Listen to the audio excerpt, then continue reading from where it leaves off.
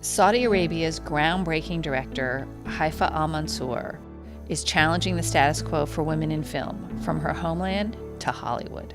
I enjoy when I read a story about a strong woman who doesn't see herself as a victim.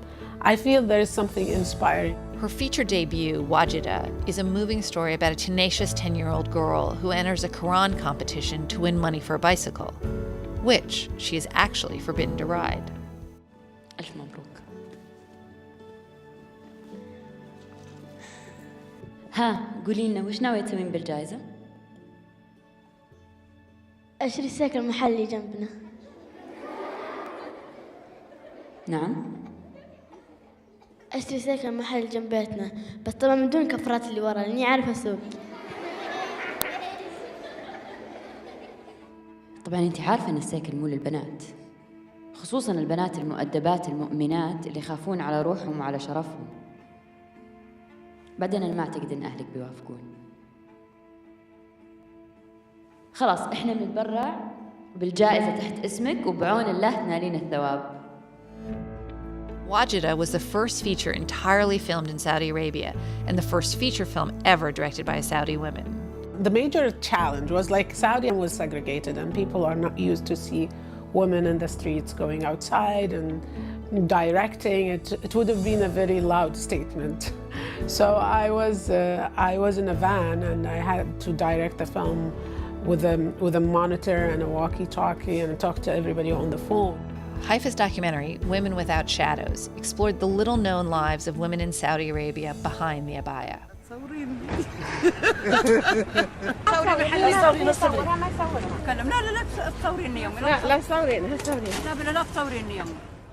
ولكن المرأة اللي أنا كنت أدور عليها علشان تصبح بطلة هذا الفيلم تعيش واقعا مختلفا وقدامها طريق طويل جدا.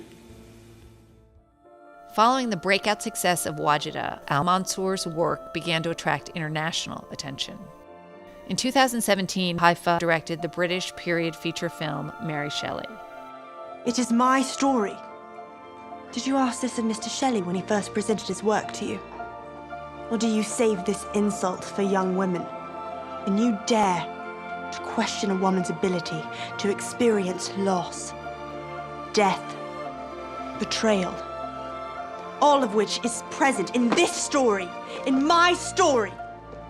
I really enjoyed telling Mary Shelley, and I felt I really understood what it means to be dismissed because of your gender and age, and especially when you are a writer and creator. Seeing somebody like Haifaa for Saudi women, a woman who looks like them, sounds like them, is from their country, I think it's very empowering.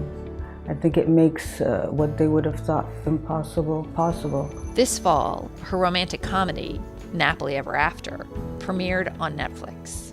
I think it's very important for girls to understand that they are way bigger than their image.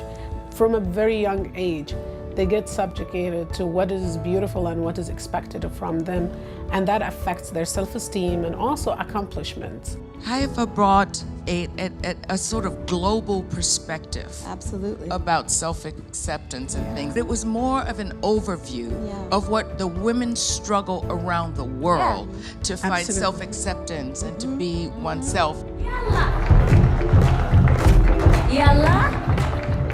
Haifaa's latest short, The Wedding Singer's Daughter, which recently premiered at the Venice Film Festival, tackles a taboo profession in Saudi Arabia from the eyes of a young girl, played by her own daughter.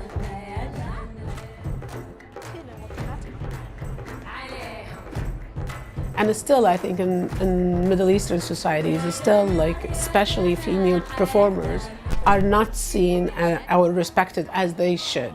But when you see it happening to a kid, you understand what it means and how it hurts to be like discriminated against that just because of your profession.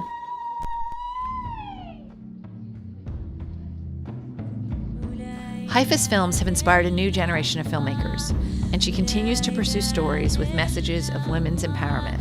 For me, I think art is very important because it promotes empathy and sympathy to the world, and I think it's important to cultivate that and bring this kind of tolerance in a society through art. And I hope like Saudi filmmakers see how much they can do to just like be part of the change that is happening. For her courage and her dedication to using film as a tool for positive change, AAM is proud to honor Haifaa Al Mansour.